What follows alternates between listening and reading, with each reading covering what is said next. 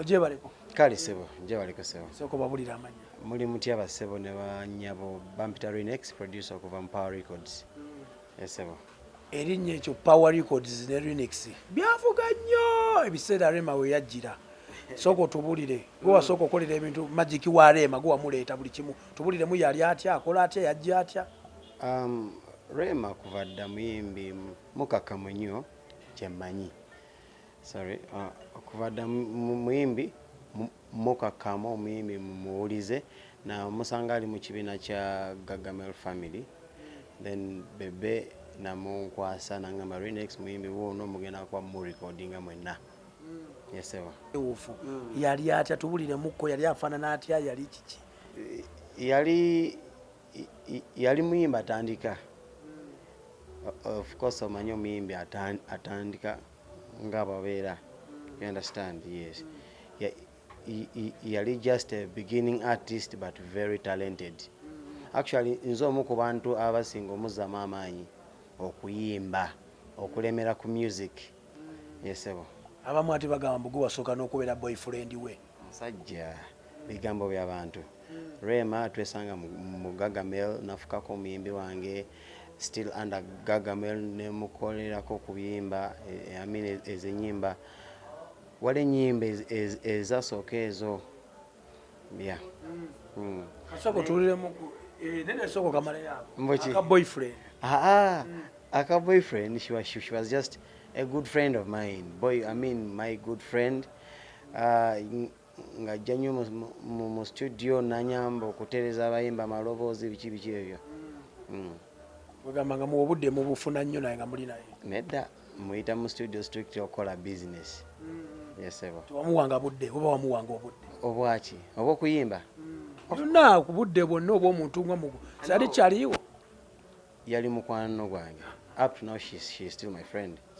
Naye nga yali just muyimbi ng'omuyimbi bwanajja mu studio ne to spending a time together mu studio nga wetukola basically that but nothing beyond that. Teri kyasuka kawo. Kyokka abantu bawaayiriza nti boyfriend wa REMA yasooka ye Renix. Muganda wange abantu boogera kubanga omwana akyali mu lubuto bagenda otuuka omuzaala ne boogera omwana agenda otuuka agenda ku ssomero still basigala boogera you know ebigambo byo biri everywhere.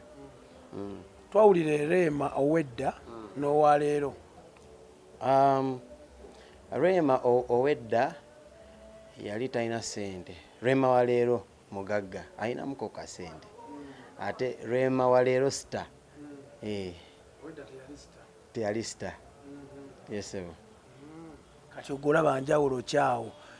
Owedda n'owaleero gwengeri gy'omanyimu REMA kuba yali mu kukyaliwo nnyo ogaye ne kati mukyali bamukwano. Owaleero olaba akyasobola okuba kati nga gwe yasooka okuba mukwano gwe nti owaleero REMA akyasobola okubeera mu bufumbo oba ate gyagenda nga tewaliyo sita omulala. Obufumbo in most cases it's private life, private affairs. Obufumbo kibeera deep within somebody's kiba kizibu nnyo okumanya nti ono omuntu anasobola okufumba wano oba tagenda kukola ki kusobola. Basically obufumbo kiva ku nkwatagana omwami n'omukyala mukwataganye mutya. Okitegeera kubanga omusajja ayinza okuleetera omukazi okuwangala mu bufumbo. Okitegeera n'omukyala ayinza okuleetera omusajja okukola ki. So basically kiri just between the two parties omusajja n'omukazi. Ozo wasooka mukolera nnyimba ki? Ezo nnyimba ezenkadde kadde ezo okujjako we yali afuse star nakola tuuse. Yes sir. Ate luno Jesus kolete LWAKI nali siriwo by then. Nali travelinze bagenda ogenda mu studio ne bebe nga siri mu Uganda. Yes sir. Kala kagambo kakasemba eri REMA nga gwe yasooka okubeera boyfriend wazo. Boyfriend baada kitegeeza mukwano gwo. Kati nga gwe yasooka okubeera boyfriend we ng'omuwa obudde mwegabira obudde nga muli ba muganda wange twakolanga business strictly basically that. Yeah,